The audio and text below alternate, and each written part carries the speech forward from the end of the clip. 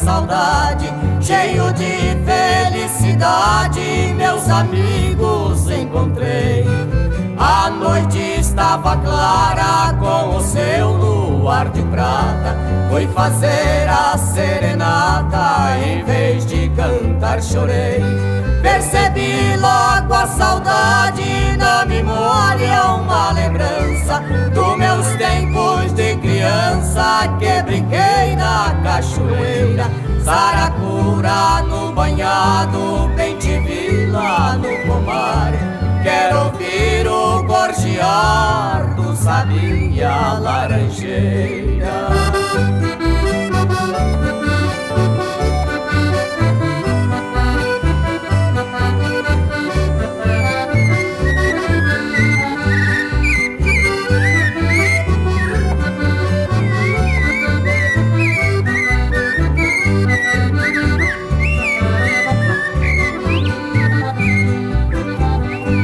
Naquela grande varanda, na janela debrucei, e na rede do passado muitas vezes balancei, comparando a minha infância com tudo que já passei. Só da minha meninice que jamais esquecerei.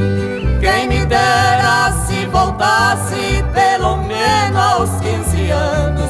Sofri tantos desenganos que nem gosto de lembrar. Perdi minha mocidade após tanto sofrimento. Meu antigo aposento regressei pra descansar.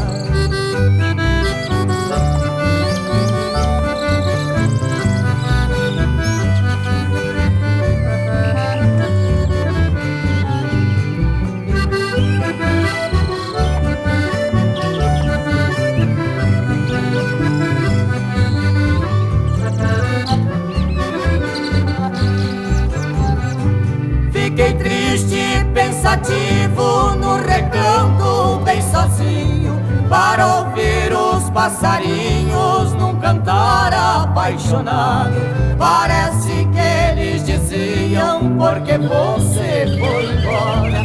Hoje é você quem chora, recordando o seu passado. Gavião piava triste lá no centro do cerrado, Itacilgo no gramado, Araponga lá na mata. Eu também cantava triste no braço de uma viola.